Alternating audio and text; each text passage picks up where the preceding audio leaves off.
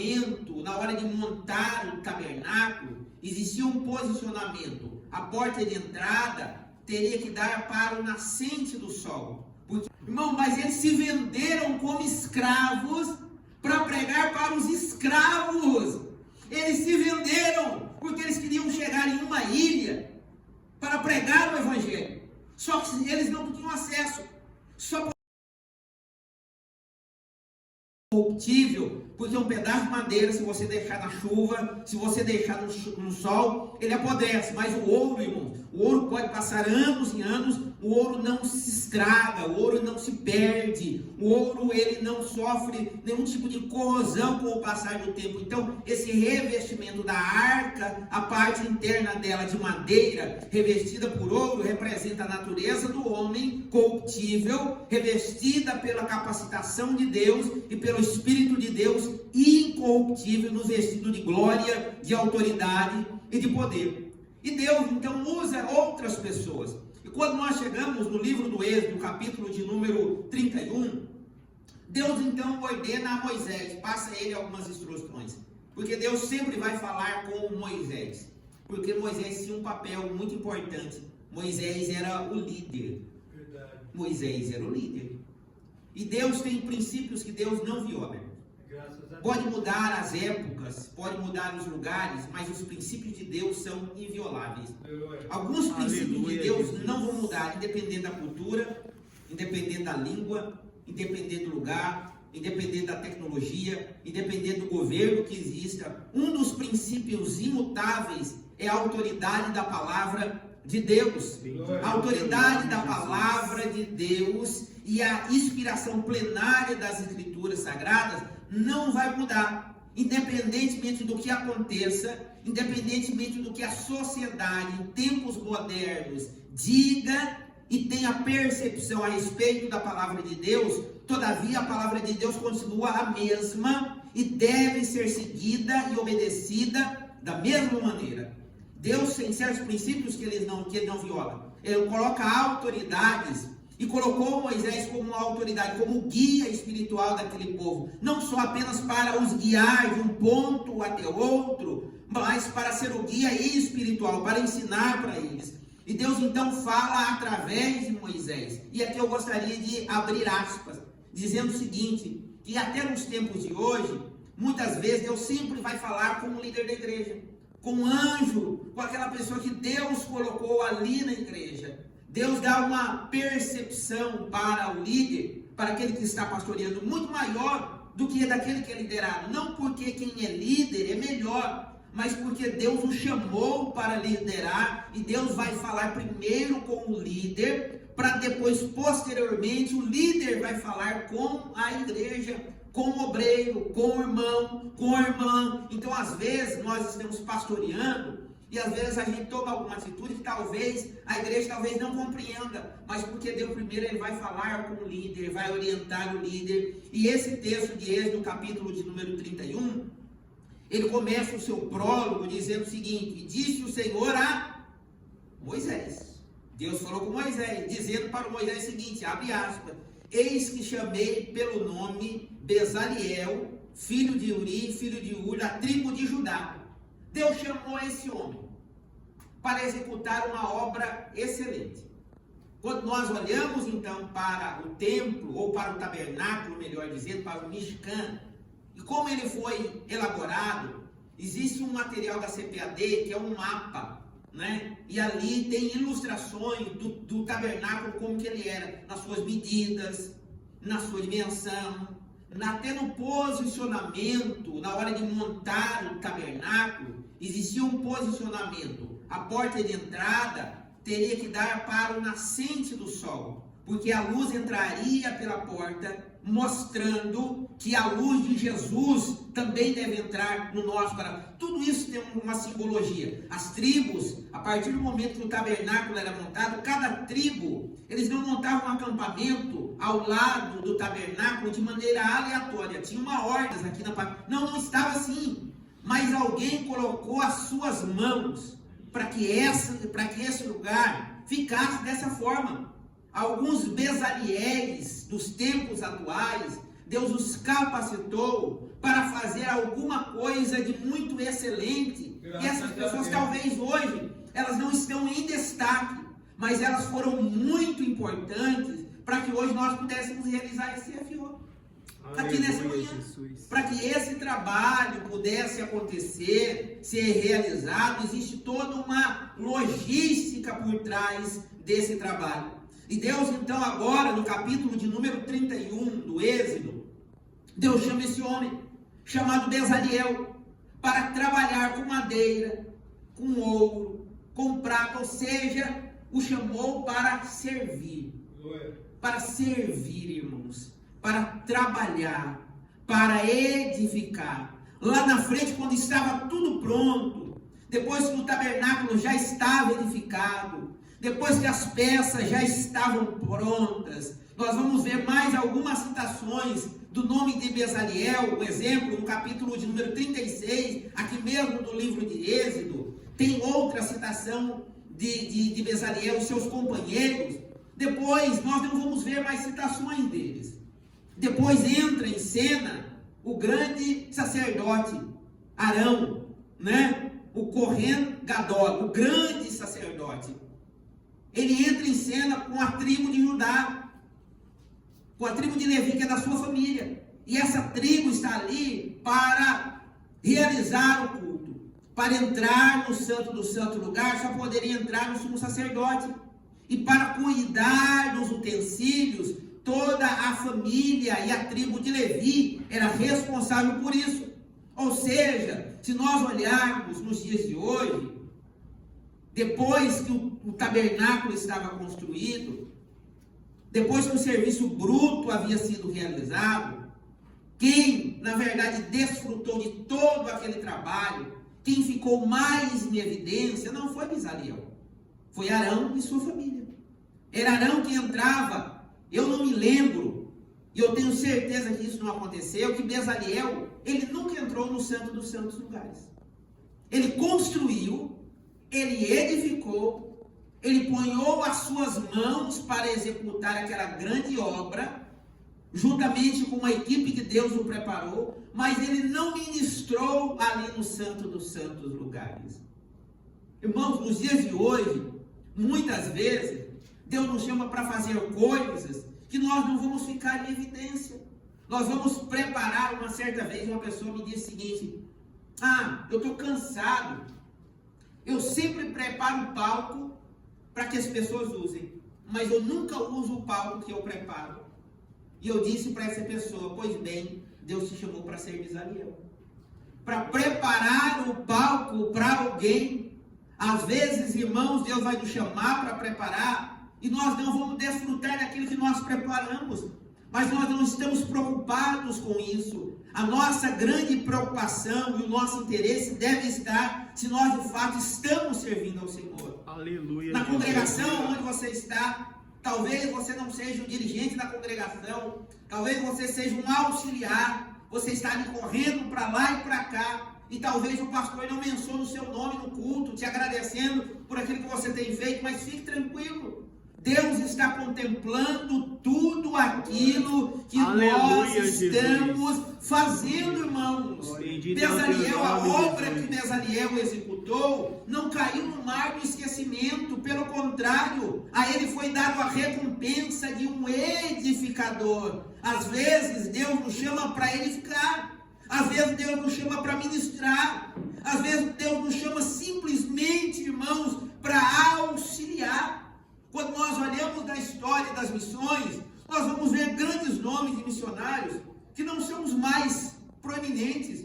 Um exemplo, se nós formos ver sobre as missões na Índia, nós vamos ver sobre um homem chamado William Carey. Ele é o pai das missões modernas da Índia. Mas ele não foi um dos grandes missionários da história. Quantos conhecem a história de William Carey? Pastor Kioshi.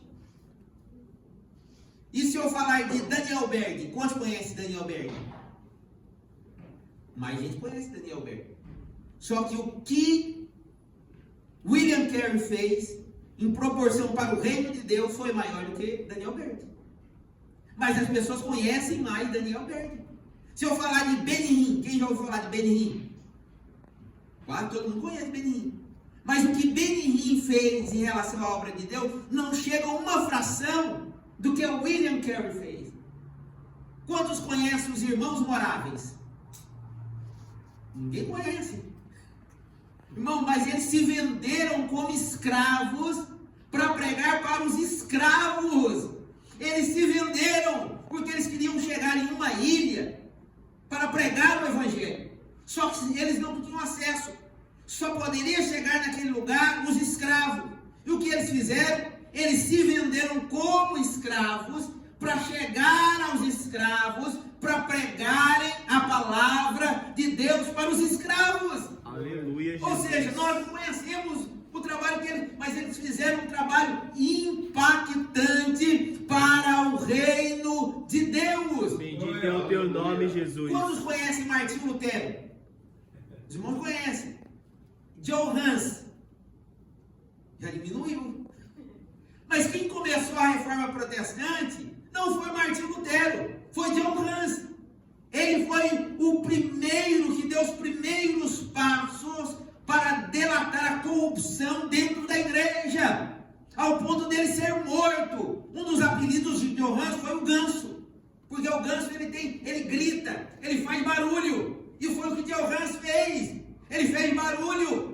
E na sequência dessa esteira veio Martinho Lutero, veio Savonarola, John Knox e tantos outros homens. Mas quando nós falamos de reforma protestante, nós lembramos de Martinho Lutero. Nós não falamos de John Knox, nós não falamos de Savonarola, nós não falamos de John Hus, mas nós falamos de Martinho Lutero. Mas quem começou isso foi John Hus.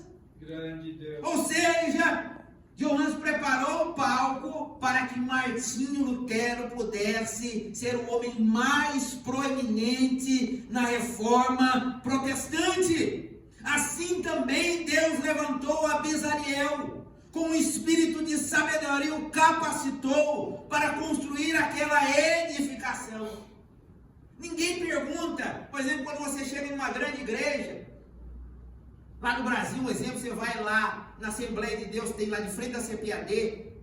Quando você chega na CPAD, de frente dela tem a Assembleia de Deus ali. Ali é uma das principais ali. Mas quando a gente chega lá, ninguém entra e pergunta quem foi o pedreiro que construiu aqui. Verdade. Ninguém sabe. Quem foi o mestre de obra? Quem foram as pessoas que fizeram a fundação daquele lugar? Mas quando a gente entra, a primeira pessoa que a gente evidencia e que a gente tem um olhar de destaque é o pastor que está lá no púlpito. O pedreiro, nós não sabemos nem quem foi, irmão. A gente não sabe nem quem foi os irmãos que ponharam a mão na massa, mas alguém colocou a mão na massa, literalmente, para que aquele lugar fosse edificado, para que os cultos que hoje lá acontecem, aonde a glória de Deus cai, aonde o poder de Deus se manifesta, mas alguém teve que bater estaca. Alguém teve que fazer a fundação, alguém teve que levantar as colunas, alguém teve que fazer um serviço pesado. E Bezaliel foi a pessoa a quem Deus chamou para fazer esta obra para a glória e louvor do seu nome. Aleluia, Deus Jesus. chamou Bezaliel e o capacitou. O versículo de número 3 vai dizer: e eu fiz ficar pleno do Espírito de Deus em sabedoria e entendimento. Bendito é o Nós teu não nome. somos perfeitos. Eu tenho certeza. Se eu perguntar aqui quem é perfeito, levante a mão. Ninguém vai levantar a mão. Porque nós não somos perfeitos. Mas o Deus perfeito capacita homens imperfeitos para fazer obras perfeitas para a glória do nome do Senhor. Aleluia, Jesus. Quando a gente olha a meticulosidade que Bezaliel teve, e olha, irmãos, como o tabernáculo foi perfeito. A simbologia que ele representava e que representa. Eles construíram um mecanismo, um lugar para adoração tão perfeito, tão funcional, que até nos dias de hoje, se a gente olhar como que eles construíram aquilo, porque não poderia ser algo fixo, porque eles estavam caminhando. Uma nuvem, quando eles montavam o tabernáculo Mishkan, a nuvem ela vinha e parava sobre o tabernáculo. Glória a Deus. E quando a nuvem se levantava um pouquinho, eles entendiam que era para desmontar. Quando a nuvem se movia, eles tinham que estar com aquilo tudo desmontado para ir caminhando, porque a nuvem ia conduzindo o povo, porque aquela nuvem representava a própria presença de Deus, era uma orientação de Deus, era como se fosse uma bússola, apontando o caminho para eles. Quando era para eles pararem no lugar, a nuvem parava e eles montavam o tabernáculo exatamente embaixo dela. E ela ficava sobre o tabernáculo. Quando ela se levantava novamente, eles começavam a desmontar aquele lugar que Bezaliel e seus companheiros edificaram. Então não podia ser nada complexo, nada difícil, não podia ter nada fixo ali, tinha que ser algo totalmente desmontável. Tinha que ser prático, funcional e ao mesmo tempo tinha que ser perfeito. Porque ali estava a Arca da Aliança, ali estava um lugar de adoração, aonde as pessoas e o próprio Deus falava com as pessoas, falava com Arão, falava com as outras pessoas.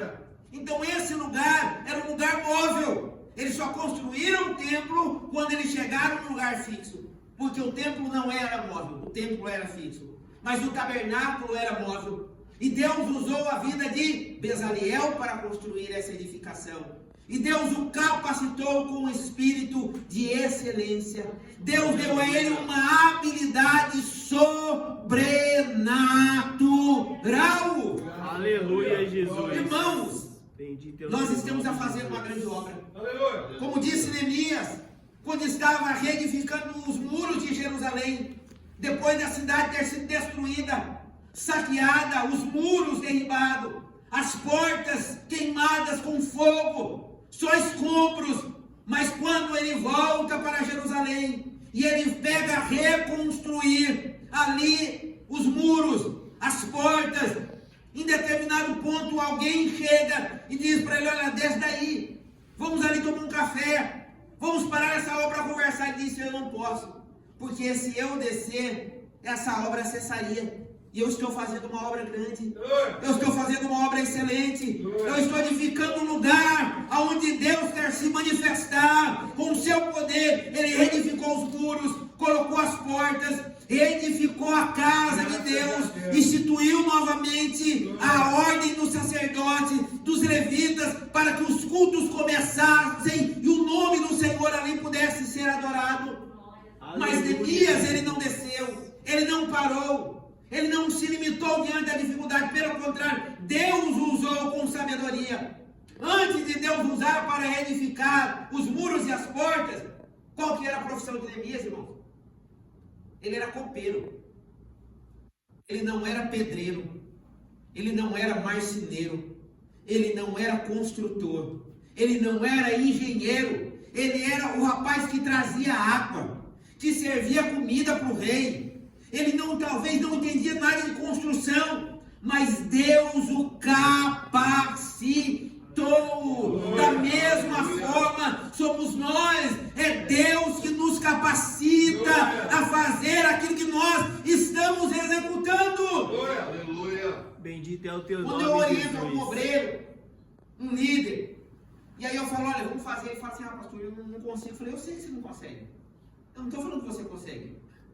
Eu não estou te chamando porque você consegue. Eu estou te chamando porque Deus pode te usar. Aleluia, Porque Deus quer te Jesus. usar. Porque se for pela nossa habilidade natural, irmãos, nós não servíamos nem para estarmos aqui. Porque nós estávamos mortos em nossos pecados. Aleluia, Mas Deus nos Jesus. chamou. Deus nos separou. Deus nos santificou. Glória. Deus nos preparou. Glória. Quando nós lemos em Atos capítulo de número 9, Deus chama Paulo. Paulo era um conhecedor.